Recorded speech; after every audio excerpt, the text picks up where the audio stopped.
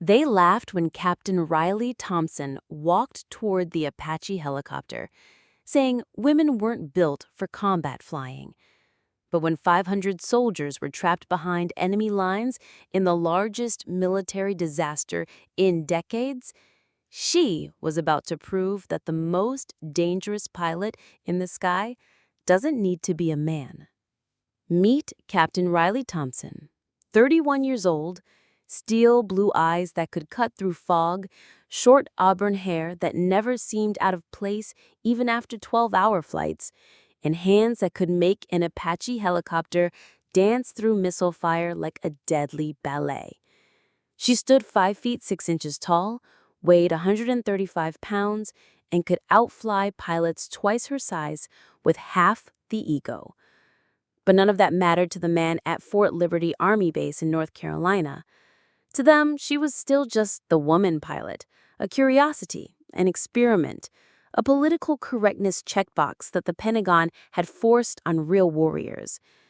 They never say it to our face, but Riley heard the whispered conversations, saw the eye rolls when she entered the pilot's briefing room, felt the skepticism every time she climbed into an aircraft worth $35 million. Today was different.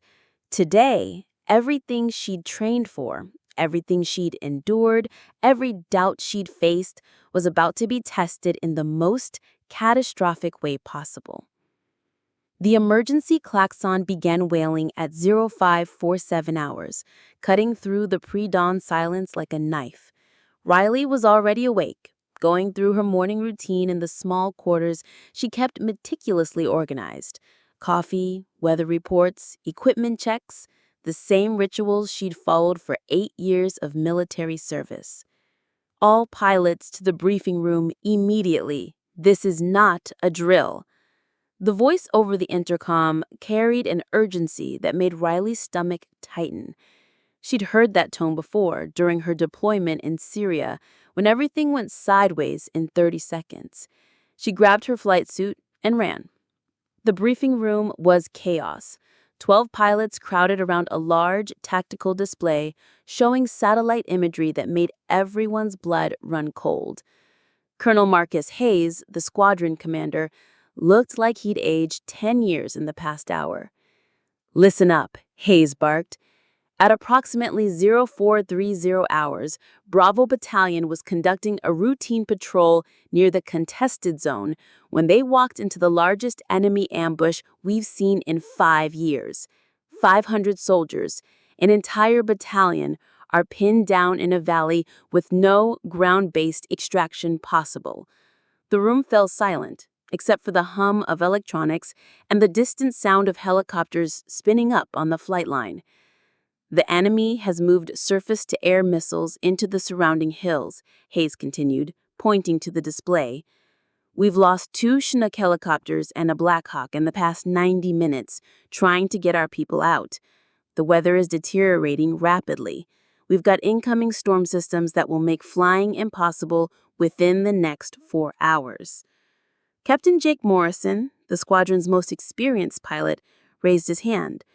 "Sir, with respect, this sounds like a job for Air Force bombers, not helicopters. We can't get close enough to extract anyone with those SAMs active." "The bombers can't help," Hayes replied grimly. "Our people are too close to civilian populations. One wrong bomb, and we create an international incident. It has to be precision extraction, and it has to be now."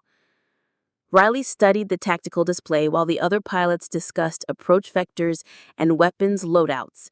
The valley was a death trap. Narrow approach corridors, high terrain on all sides, multiple SAM sites with overlapping coverage. Any helicopter going in would be flying through a gauntlet of surface-to-air missiles, rocket-propelled grenades, and concentrated machine gun fire. "Who's taking the mission?" asked Captain Tommy Rodriguez, though his tone suggested he already knew no one wanted to volunteer for what looked like a suicide run. Hayes looked around the room. "I need volunteers. I won't order anyone to fly this mission. The odds of survival are minimal." Silence stretched for 30 seconds that felt like 30 minutes. Riley could hear her heartbeat in her ears, could feel the weight of every conversation she'd overheard about women not belonging in combat aviation, every joke about female pilots being too emotional for high-stress situations. "I'll take it," Riley said quietly. Every head in the room turned toward her. The silence became deafening. Captain Morrison laughed. Actually laughed. "Come on, Riley, this isn't a training exercise. This is 500 lives we're talking about." "I'm aware of that," Riley replied, her voice steady as granite. "Look, sweetheart," said Captain Brad Collins, a pilot who'd never missed an opportunity to remind Riley that she didn't belong. "This requires someone who can handle the pressure, who won't freeze up when the missiles start flying. Maybe you should stick to transport missions." Riley felt the familiar heat of anger rising in her chest, but she learned long ago to channel that energy into focus rather than fury. "My flight records speak for themselves. I've logged more combat hours than anyone in this room except Colonel Hayes." "Combat hours flying supplies and personnel," Morrison interjected. "This is different. This is life or death decision-making under the most extreme pressure imaginable." Colonel Hayes held up his hand for silence. "Thompson, you understand the risks. This isn't just dangerous. It's likely a one-way mission. The math doesn't work in our favor." Riley stepped closer to the tactical display, studying the terrain with the intensity of a surgeon examining an X-ray. "Sir, I see 3 possible approach vectors. The northern route takes us through the heaviest SAM coverage, but offers the best extraction points. The southern approach is longer, but might avoid some of the missile sites. The eastern corridor is suicide. Too narrow, too many choke points." Hayes nodded approvingly. "If we use a modified nap of the Earth approach, staying below 50 feet until the final approach, we might be able to avoid radar lock until we're committed to the extraction zone.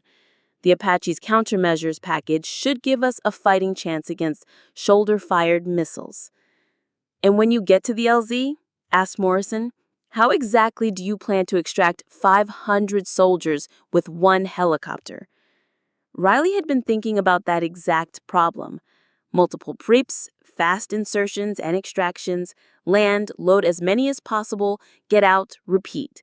The Apache can carry 8 fully equipped soldiers if we strip non-essential gear. "That's over 60 trips, Collins calculated. "The enemy isn't going to let you make 60 trips into their killing zone." "Then I guess I'd better fly fast," Riley said simply. The room erupted in arguments. Half the pilots thought she was insane, the other half thought she was both insane and unqualified. But Riley wasn't listening to the debate anymore. She was studying the mission parameters, calculating fuel consumption, plotting waypoints, and preparing mentally for what might be the last flight of her life. Colonel Hayes called for quiet. "Thompson, I appreciate your courage, but Captain Morrison is right. This mission requires our most experienced pilot." "With respect, sir," Riley said, "experience means nothing if the experienced pilots won't take the mission." Morrison's face reddened. "I never said I wouldn't." "Then volunteer," Riley cut him off. "Right now, say you'll fly this mission." Morrison opened his mouth, then closed it. The silence that followed said everything. Hayes looked around the room one more time. "Anyone else volunteering?" No hands went up, no voices spoke. The room full of combat pilots, men who'd flown through enemy fire and lived to tell about it, sat in silence while a woman half their size volunteered for a mission they all considered impossible. "Thompson," Hayes said, "you're authorized for immediate departure. Take Apache 77 Alpha. It's got the newest countermeasures package and maximum ammunition load." "Your call sign for this mission will be Guardian Angel." Riley nodded and headed for the door. Behind her, she heard Morrison mutter to Collins, "She'll be dead in 20 minutes. Then we'll have to send a real pilot to clean up the mess." Riley paused at the doorway without turning around. "Captain Morrison, when I bring those 500 soldiers home, I expect a public apology for every doubt you've expressed about female pilots. Will that be acceptable? Morrison scoffed. Sweetheart, if you somehow pull this off, I'll personally recommend you for the Medal of Honor. I'll hold you to that, Riley said and walked out. The flight line was controlled chaos. Ground crews were prepping Apache 77 Alpha with the urgency of a NASCAR pit stop. Riley went through her pre-flight checklist with mechanical precision, but her mind was already in the target zone, visualizing approach angles and extraction patterns. Chief Warrant Officer Maria Santos, Riley's usual co-pilot, appeared at her elbow. Ma'am, respectfully, I'd like to fly this mission with you. Riley looked at her. Santos was young, maybe 25, with the kind of steady nerves that made excellent aircrew. But this wasn't a training mission. Maria, you've got a baby at home. This is likely a one-way trip. Those 500 soldiers have families too, Santos replied. And if we're going to make multiple extraction runs, you'll need someone handling communications, navigation, and weapon systems. You can't do it alone. Riley nodded. Having Santos along would definitely improve their chances marginally. They climbed into the Apache and began the startup sequence. The twin turbo shaft engines wound up with a scream that could be heard for miles. Riley felt the familiar vibration through her body as the helicopter came alive. This machine was an extension of her will, a tool that responded to her thoughts as much as her hands. Guardian Angel Tower Control? You are cleared for immediate departure. Weather window is closing fast. You've got maybe 3 hours before the storm makes flying impossible. Tower? Guardian Angel? Understood. Beginning departure sequence. Riley lifted the Apache off the tarmac and immediately dropped to 50 feet above ground level. This would be a nap-of-the-earth flight all the way to the target zone, staying low enough to avoid radar detection, but high enough to clear obstacles. As they flew toward the contested zone, Santos monitored radio traffic from the trapped battalion. The situation was deteriorating rapidly. Enemy forces were massing for what appeared to be a final assault. If those 500 soldiers weren't extracted soon, there might not be anyone left to rescue. Guardian Angel, this is Bravo 6, came a voice over the radio. The transmission was weak and filled with static. We're running low on ammunition and have approximately 40 wounded who need immediate medical attention. Enemy forces are preparing for another assault. Please advise on extraction timeline. Riley, keying her microphone. Bravo 6, Guardian Angel ETA to your position, 12 minutes. Prepare for immediate extraction. Walking wounded first. We'll take as many as we can carry each trip. Guardian Angel? Did you say each trip? Are you planning multiple insertions into this LZ? Affirmative. Bravo 6, we're not leaving anyone behind. There was a pause. Guardian Angel? Be advised, this LZ is extremely hot. We've lost 3 helicopters already. Recommend you aboard and wait for bomber support. Negative. Bravo 6, bombers can't help you and we're not waiting. Guardian Angel inbound. Riley pushed the Apache to its maximum low-level speed, skimming over hills and valleys like a mechanical hawk.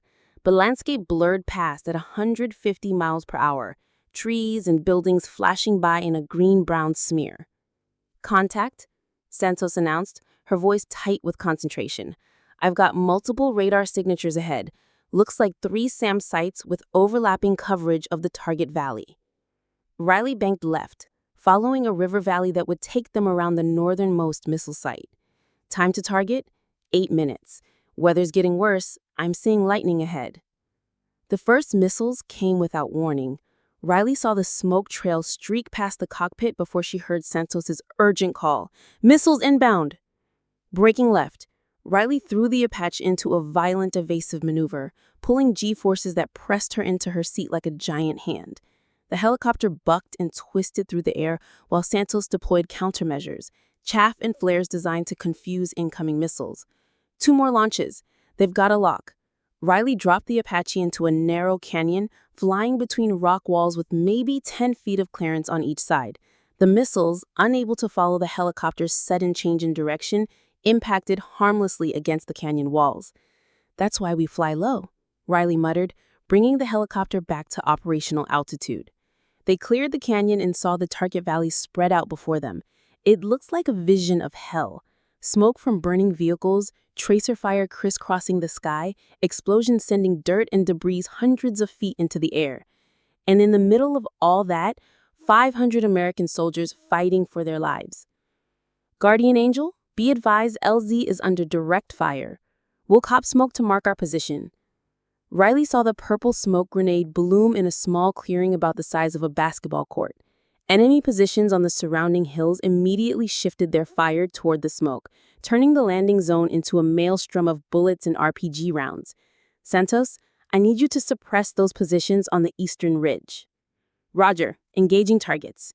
The Apache's 30mm chain gun began firing, sending high explosive rounds into enemy positions with devastating accuracy. Santos was a gifted weapons operator, placing each burst exactly where it would do the most damage. Riley brought the Apache down in a combat landing, fast, hard, and with zero margin for error. The helicopter hit the ground with enough force to rattle teeth, but they were down. Load them up, Riley shouted over the intercom. Soldiers began piling into the helicopter's chute compartment. 8 men, all wounded, some barely conscious. Riley counted heads while Santos continued suppressing enemy fire. We're loaded, came the call from the ground. Riley immediately lifted off, climbing just high enough to clear the valley walls before dropping back down to Naples-the-Earth altitude. Behind them, enemy forces concentrated their fire on empty air. The flight back to base took 15 minutes. Riley set the helicopter down at the medical facility where combat medics immediately began treating the wounded soldiers. She didn't shut down the engines. Fuel and ammunition, she told the ground crew, as fast as you can. Ma'am, maybe you should take a break. You've been flying for... Fuel and ammunition, Riley repeated. There are 492 soldiers still out there. The turnaround took 12 minutes. Riley was back in the air before the crew had finished securing the fuel lines. Santos climbed back into the co-pilot seat, her face grim but determined. How many more trips? She asked. Riley did the math. 61, if we can carry 8 each time, assuming we don't get shot down. The second insertion was worse than the first. Enemy forces had repositioned their weapons to concentrate on the landing zone. Riley had to approach from a different direction, using a ridgeline to mask her approach until the last possible moment. This time, the soldiers were ready. The moment the Apache touched down, 8 men sprinted toward it, while their comrades provided covering fire. The loading took 45 seconds instead of 2 minutes. On the third trip, Riley took enemy fire directly. A burst from a heavy machine gun stitched holes across the Apache's fuselage, missing the engine by inches. Warning lights lit up the cockpit like a Christmas tree. We've got hydraulic problems, Santos reported. Backup systems are compensating, but if we lose primary hydraulics, we're done. Riley kept flying. On the 4th trip, an RPG exploded close enough to crack the cockpit glass. On the 5th trip, she had to land under direct mortar fire. On the 6th trip, Santos was wounded by shrapnel that penetrated the aircraft's armor. I'm fine, Santos insisted, though blood was running down her arm. Keep flying. By the 10th trip, Riley had extracted 80 soldiers. By the 20th trip, 160 men were safe. But each insertion was becoming more dangerous as enemy forces adjusted their tactics and concentrated more firepower on the landing zone. On the 25th trip, disaster struck. A surface-to-air missile fired from a concealed position struck the Apache's tail rotor. The helicopter immediately began spinning out of control. Mayday, Mayday, Santos called over the radio. Guardian Angel is going down. Riley fought the controls with every ounce of strength and skill she possessed. Without the tail rotor, the Apache wanted to spin like a top, but she could use the main rotor's collective and cyclic controls to partially compensate. Hold on, she shouted. The helicopter hit the ground hard, bounced once, and came to rest on its side. Riley hung in her harness, stunned but conscious. Santos was unconscious, blood running from a head wound. Santos, Maria. Riley unbuckled herself and checked her co-pilot's pulse. Strong and steady. She'd live, but she needed medical attention. The radio crackled to life. Guardian Angel. Bravo 6, we saw you go down. Can you respond? Riley keyed her microphone. Bravo 6, Guardian Angel, we're alive, but aircraft is down. Continue holding position. I'm going to try to reach your location on foot. Negative, Guardian Angel. It's too dangerous. We'll send a squad to extract you. Bravo 6, you don't have soldiers to spare, and I'm not done with this mission. How many men are left in your position? A pause. Guardian Angel, we've got 298 soldiers remaining. Riley did quick math. She'd already extracted 202 men in 25 trips. Under normal circumstances, she'd call for another helicopter and crew to continue the mission. But there were no other helicopters available, and the weather window was closing fast. She looked at the damaged Apache. The tail rotor was completely destroyed, but the engines were still functional. The main rotor appeared intact. If she could get the helicopter airborne, she might be able to fly it without the tail rotor, but it would be like trying to fly a washing machine. Santos, can you hear me? Her co-pilot's eyes fluttered open. Riley, what happened? We got shot down. How do you feel? Like I got hit by a truck. Can we fix the bird? Riley looked at the damage assessments on her cockpit displays. The tail rotor's gone, but everything else is functional. I might be able to fly her without it. Santos tried to sit up, winced, and lay back down.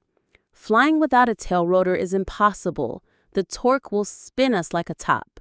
Impossible for most pilots, Riley said. Maybe not impossible for me. She read about helicopter pilots in Vietnam who'd managed to fly damaged aircrafts home using unconventional techniques. It required constant control inputs, perfect timing, and a complete understanding of rotorcraft aerodynamics. Most importantly, it required accepting that you probably wouldn't survive the attempt. Riley began the engine startup sequence. The Apache's twin turbo shafts wound up normally, and the main rotor began turning. Without the tail rotor to provide anti-torque, the fuselage immediately began trying to spin in the opposite direction. This is insane, Santos muttered, but she began working her instruments anyway. Riley pulled collective power and felt the Apache try to lift off. The moment it left the ground, it began spinning violently. Riley countered with aggressive cyclic inputs, using the main rotor's disc to create lateral thrust that partially offset the torque. It was like trying to balance on a spinning top while juggling chainsaws. Every control input had to be perfect, timed to the millisecond, or the helicopter would spin out of control and crash. Somehow, impossibly, Riley got the Apache airborne and flying toward the landing zone. She couldn't climb above 50 feet, couldn't fly faster than 80 miles per hour, and had to make constant control corrections. But she was flying. Guardian Angel, Bravo 6, are you actually flying that thing? Affirmative. Bravo 6, inbound for extraction, have 8 soldiers ready for immediate loading. Riley brought the damaged Apache down in the landing zone one more time. The soldiers on the ground couldn't believe what they were seeing. A helicopter with no tail rotor flying in conditions that should have made flight impossible. 8 more soldiers loaded into the aircraft. Riley lifted off again, the helicopter spinning and bucking like an angry bull, but somehow staying airborne. The flight back to base was the longest 15 minutes of Riley's life. Every second, she expected the helicopter to spin out of control and crash, but she held it together through sheer force of will and flying skill that bordered on supernatural. They landed at the medical facility with a bone-jarring impact that bent the Apache's landing gear, but they were down, and 8 more soldiers were safe. Riley didn't shut down the engines. Fuel, she told the ground crew, and see if you can do anything about the tail rotor. The crew chief stared at the damaged helicopter in amazement. "Ma'am, this aircraft shouldn't be able to fly. How did you magic? How long to fix the tail rotor? Ma'am, we don't have the parts. This bird is grounded." Riley looked at the Apache, then at the sky where storm clouds were building rapidly. She had maybe 90 minutes of flyable weather left, and 290 soldiers still trapped in the valley. "Santos, how are you feeling?" Her co-pilot had been treated by medics and cleared for flight. "Like hell, but I can still work the radios and weapon systems." Riley made a decision that would have gotten her court-martialed under normal circumstances. "We're going back. All of them. Every single soldier. In this thing," Santos gestured at the damaged helicopter, "in this thing, we've proven it can fly. Now we prove it can fly 36 more times." For the next hour and a half, Riley Thompson performed what military historians would later call the most extraordinary display of helicopter piloting ever recorded. 36 times she flew a catastrophically damaged Apache helicopter into a combat zone that had already shot down 3 aircrafts. 36 times she landed under direct enemy fire, loaded soldiers, and somehow got the spinning, bucking helicopter back into the air. On the 31st trip, she took so much enemy fire that her cockpit display went blank. "Captain Thompson, on behalf of the United States Army, I want to thank you for the most extraordinary display of courage and skill I've ever witnessed." Riley returned the salute. "Sir, I was just doing my job." "No," Hayes said firmly. "You did far more than your job. You redefined what we thought was possible." One of the Washington officials stepped forward. "Captain Thompson, I'm General Patricia Williams, Army Aviation Command. What you accomplished today will be studied in flight schools for the next century. You've saved 500 lives and proven beyond any doubt that gender has nothing to do with combat effectiveness." Riley nodded. She was too exhausted for speeches, too drained for celebration. All she wanted was a shower and 12 hours of sleep. But first, she had a promise to keep. She found Captain Morrison in the pilot's lounge, surrounded by the other aviators who had declined to fly the mission. The room fell silent when she entered. "Captain Morrison," she said, her voice carrying clearly in the sudden quiet, "I believe you owe me something." Morrison stood up slowly. His face was pale, his expression a mixture of shame and admiration. "Captain Thompson, I was wrong about everything. About women and combat aviation, about your abilities, about what was possible." He paused, taking a deep breath. "I publicly apologize for every doubt I expressed about female pilots.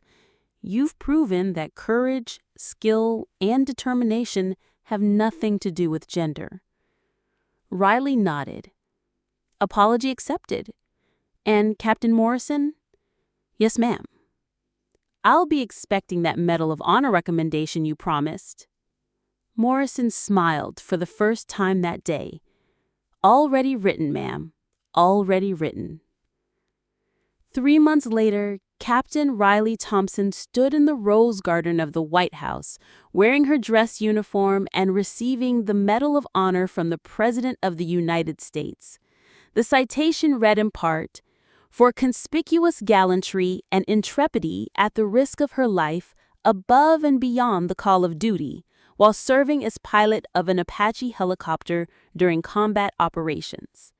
Captain Thompson's extraordinary heroism and selfless devotion to duty resulted in the successful evacuation of 500 soldiers from certain death." But Riley's greatest satisfaction came from the letter she received a week later from the Army Aviation School. They were implementing new training protocols based on her techniques for flying damaged aircraft, and they wanted her to develop the curriculum. For the first time in military history, female pilots wouldn't have to prove they belonged in combat aviation. Riley Thompson had proven it for all of them. The woman who was told she wasn't built for combat flying had redefined what combat flying could be. And in doing so, she'd saved 500 lives and changed military aviation forever. Sometimes the most impossible missions require not the strongest pilot or the most experienced pilot, but the pilot who refuses to accept that impossible means impossible. Riley Thompson was that pilot, and her story became legend, not because she was a woman, but because she was extraordinary. Thanks for watching. If you like this video, you can subscribe to see more incredible stories like this one.